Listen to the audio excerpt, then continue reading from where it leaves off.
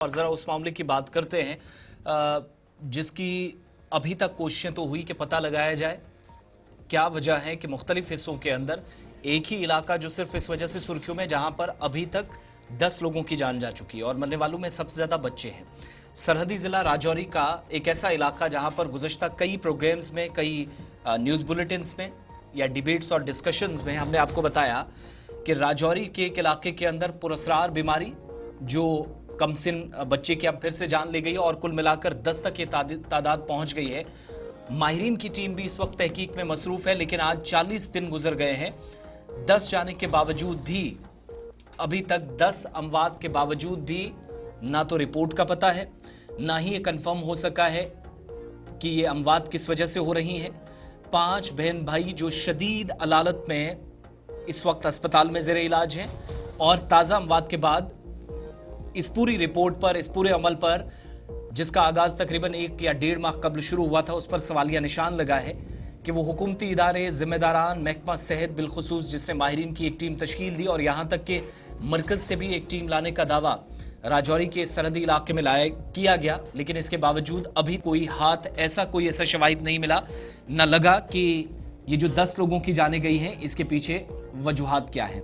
इससे पहले आप सबको याद होगा कि एक फैमिली को पहले भी नुकसान उठाना पड़ा और बुधल के इस दूर दराज इलाके के अंदर 10 अमवात ने पूरे निज़ाम पर सवाल इसलिए भी खड़े कर दिए हैं कि सब कुछ होने के बावजूद भी दौरे जदीद में हम कहाँ खड़े हैं। 1.5 महीना गुजर जाने के बावजूद भी मजीद जब अमवात हो रही हैं, कॉन्टिन्यूसली लोग अस्पताल पहुँच रहे हैं, अभी तक सिर्फ ये कन्फर्म नहीं हो सका कि अमवात किस वजह से हो रही हैं। और दूसरी बात ये, हमारे पास जो जानकारी है कि जो टीम आई उसने पानी के कुछ नमूने इलाके से हासिल किए और वो पानी के सैंपल्स लेने के बावजूद कोई रिपोर्ट तैयार की या नहीं, इससे भी तमाम लोग बेखबर हैं, किसी को कोई पता नहीं। और ताज़ा वाक़या जो है उसने खित्ते के अंदर एक बार फिर से तशवीशनाक सूरत हाल पैदा कर दी है पूरे इलाके के अंदर और पुरअसरार बीमारी एक और 5 साला बच्ची की जान ली गई है, जबकि 5 लोग जिनमें मैंने कहा कि ये तमाम सिबलिंग्स हैं, शदीद अलालत के बायस इस वक्त अस्पताल में हैं। और ये अफसोसनाक वाक़या कोटरंका सब डिवीज़न के बुढ़ाल गांव में पेश आया, जहां गुज़श्ता साल दिसंबर में इस बीमारी ने सबसे पहले दस्तक दी थी। एक साथ 3 लोगों की मौत और उसके बाद वक्त गुजरने के साथ साथ मज़ीद अमवात होती चली गई। ज़रा इस पर मज़ीद बात करेंगे और ये जो सवालात इंतज़ामिया पर उठ रहे हैं इनका जवाब तलाशना भी बहुत ज़रूरी है। हमारे साथ एक ख़ास मेहमान चौधरी जुल्फ़कार अली साहब इस वक्त ज्वाइन किए हैं। भारतीय जनता पार्टी के सीनियर रहनुमा हैं, साबिक रियासती वजीर हैं, प्रोग्राम में इस वक्त हमें ज्वाइन कर रहे हैं। बहुत बहुत शुक्रिया जुल्फ़कार चौधरी साहब, खुशामदीद प्रोग्राम सलाम जेके में आपको कहेंगे। आप चूँकि मकामी भी है, सूरत हाल पर मुसलसल आपकी नज़र भी है, काफ़ी वक्त से आप इस पर तबसरा भी करते रहे हैं, क्या वजूहात अभी तक मालूम हो सकी हैं? कुछ ऐसी जानकारी आपके पास जो शायद हमारे देखने वालों के साथ आप शेयर कर सकें? 40 या 41 दिन 10 अमवात हुई, 1 दर्जन के करीब आसपास लोग जो इस वक्त अभी भी अस्पतालों तक पहुंचे ज़ेरे इलाज हैं, जिनमें सबसे ज़्यादा छोटे बच्चे हैं। कोई कंफर्मेशन, कोई रिपोर्ट अभी तक आपके पास जो हमारे देखने वालों के साथ भी कोई इन्फॉर्मेशन शेयर कर सकें इस अफसोसनाक वाक़े के हवाले से?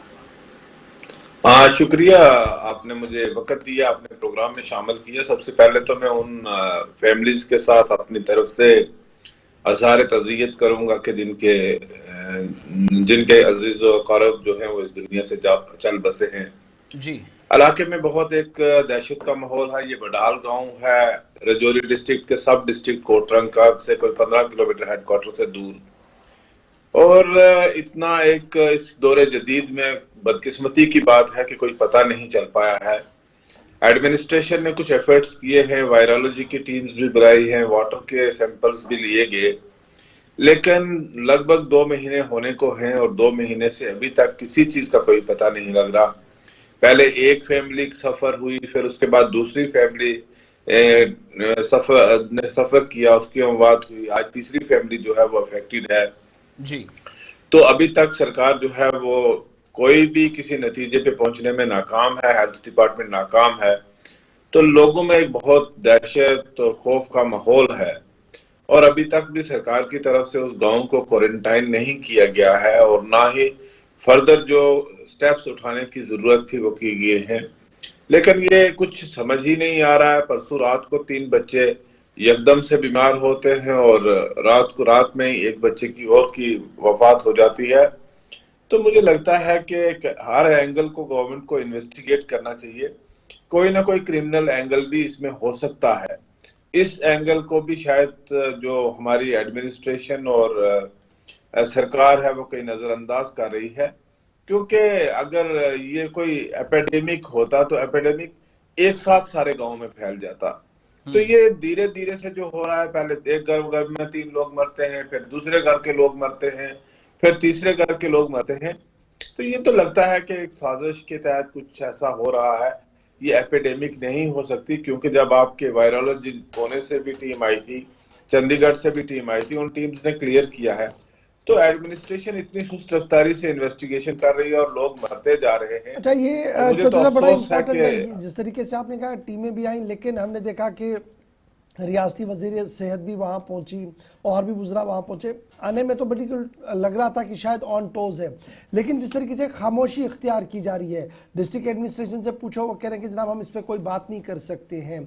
आखिर फिर तो सवाल आपका भी जायज़ है कि कोई चीज़ तो ऐसी है जिसकी पर्दादारी हो रही है, या अभी भी एडमिनिस्ट्रेशन को समझ नहीं आ रही है कि अगर सवाल पूछे जाए तो हम जवाब क्या दें? नहीं, बात तो सिंपल है कि लोग मर रहे हैं और कंटिन्यूसली लोग मर रहे हैं और फैमिलीज डिफरेंट।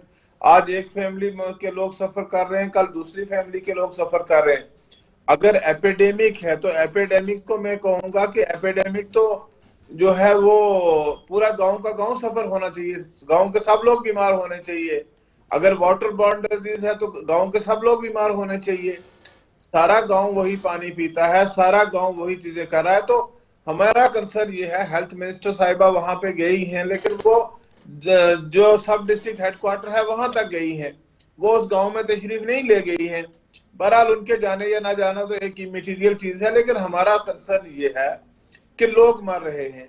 सरकार यही बताए कि क्यों मर रहे हैं, क्या वजूहात है, क्या परेशानी है, कौन सी बीमारी है, किस चीज से कि लोगों को एहतियात करनी चाहिए, और इसमें क्या कोई क्रिमिनल एंगल है, क्या कोई क्राइम कमिट हो रहा है, क्या कोई किसी को मार रहा है या जहर दे रहा है। सारे एंगल्स की एक इन्वेस्टिगेशन की जरूरत थी। देखते देखते पहले 15 दिन में एक फैमिली ने सफर किया, अगले 15 दिन में दूसरी फैमिली ने सफर किया, उसके अगले दिन 15 दिनों में आज तीसरी फैमिली इफेक्ट हो गई है। तो मुझे लगता है कि सरकार की नाकामी है। मैं इस वक्त इस थाने को पॉलिटिकल एंगल नहीं देना चाहता, क्योंकि ये एक ह्यूमन ट्रेजेडी है। चौधरी साहब, क्योंकि स्टेट जी जी जी प्लीज, चूंकि हेल्थ जो इशू जो है वो स्टेट का है, लेकिन जिस तरीके की बेबसी हम देख रहे हैं, तो क्या वक्त आ गया है कि एलजी साहब ने इंटरवेन करके यूनियन हेल्थ मिनिस्टर को इंटरवेन करने की जरूरत है, ताकि तमाम चीजें क्लियर हो जाए, ये कियोस, कंफ्यूजन और जो दहशत जैसा माहौल उस गांव के अंदर है वो खत्म हो जाए? नेचुरली अगर ये स्टेट गवर्नमेंट इसमें, आज देखिए ये तो एक स्टेट सब्जेक्ट मैटर है, तो इनको देखना चाहिए था, अभी तक ये चीजें सामने आ जानी चाहिए थी। अगर नहीं आ पाएंगी तो हम एलजी साहब से गुजारिश करेंगे, हम खुद एक डेलीगेशन लेके एलजी साहब से मिलेंगे और उनसे भी गुजारिश करेंगे कि वो इंटरवीन करें और हेल्थ मिनिस्ट्री से भी, गवर्नमेंट ऑफ इंडिया से बात करें, एम्स से कोई टीम मंगाएं और थारोली इन्वेस्टिगेशन करवाएं इस मैटर की। क्योंकि ये तो अब तो एक इतना खौफ का माहौल है कि लोग अब उस गांव में जाने से डरते हैं। तो एक कोई साजिश है क्या नहीं है इसके लिए। अच्छा, दूसरी बड़ी बात, सबसे बड़ी बात यह है जी कि एडमिनिस्ट्रेशन या गवर्नमेंट का जो प्रेस इंफॉर्मेशन डिपार्टमेंट है वो कोई बात कहने को तैयार नहीं है, कोई इंफॉर्मेशन लोगों को देने को तैयार नहीं है, कोई जो तदबीरें लेने की जरूरत है, कोई प्रिवेंटिव मेजर्स लेने की जरूरत है, ऐसी कोई जो गवर्नमेंट की तरफ से वार्निंग जानी चाहिए थी लोगों को, अभी तक ऐसा कुछ भी नहीं है। लोग मरते हैं, जिस दिन किसी की डेथ होती है उस दिन हमारे चंद ऑफिसर वहां पहुंच जाते हैं, उनको दफन होने के बाद वो अपने जाते हैं। अच्छा चौधरी जुल्फिकार अली साहब, आप ये बड़ा इंकिशाफ कर रहे हैं कि क्रिमिनल एंगल से भी इसकी जांच होनी चाहिए।